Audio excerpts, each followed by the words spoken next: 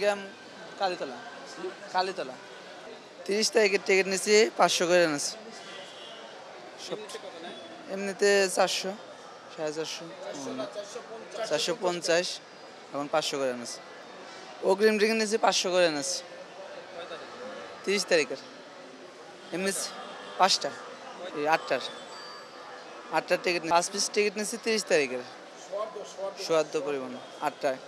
আমাদের এই জায়গা থেকে টিকিট ছাড়া আমাদের টিকিট হচ্ছে অনলাইনে ছাড়া হয় এবং কাউন্টারে মানে সব সেম অনলাইন তো আমাদের সার্ভিস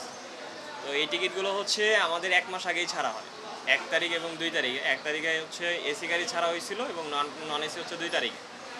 তো এই টিকিটগুলো আপনার অনলাইনে সব ছাড়া হয়েছে কাউন্টারও ছাড়া হয়েছে সব অলরেডি সোল্ড আউট হয়ে গেছে আমাদের বাসগুলো ছাড়ে এখান থেকে গাবতলী থেকে তো খুব কমই টিপ যায় টিপ হচ্ছে বেশি হচ্ছে আবদুল্লাহপুর থেকে ছাড়া হয় আবদুল্লাহপুর মালিবাগ ওদিক থেকেই আপনার প্রচুর গাড়ি আছে প্রায় 50-60 টিপের বেশি ভাই দেখেন আইসি 4330 টাকা লস আবার কালকে গেছি 540 টাকা লস তার মানে কত হইলো 4870 টাকা লস মানে এক টিপে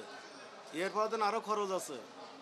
অফিস খরচ আছে আছে এতে ধরেন 6-7 টাকা 8,000 টাকার মতো লস ভাই ও কি এই যে আপনি দেখতেছেন না যাত্রী আপনি তো নিজে দেখতেছেন আপনি টার্মিনাল দেখেন আগের মতো যাত্রী আছে দেখেন আর এখন তো ঈদেরই শুরু হয়নি অগ্রিম টিকিট আমাদের এবার দেওয়া হচ্ছে না কারণ পদ্মা সেতু চালু হওয়ার পরে আমাদের এই রাস্তা একেবারে মরে গেছে সেই কারণে মনে করেন দেখা অগ্রিম টিকিট দিলাম একটা গাড়িতে 40টা সিট 15টা দিলাম আর বাদ বাকি খালি সেই কারণে আমরা এই রিক্স এবার নিয়ে নেই অ্যাভেলেবেল গাড়ি আছে প্যাসেঞ্জার থাকবে গাড়ি দেবো গাড়ি নিয়ে কোনো সমস্যা নেই আর ভাড়া আগের যে ভাড়া ছিল সেই ভাড়া অনুযায়ী টিকিট বিক্রি হচ্ছে এখানে বাড়তি ভাড়ার কোনো সুযোগ নাই এবং মনে করেন যে আমাদের এই রাস্তায় একেবারে মরে গেছে এখন পদ্মা সেতুতে বেশিরভাগ গাড়ি চলে যায়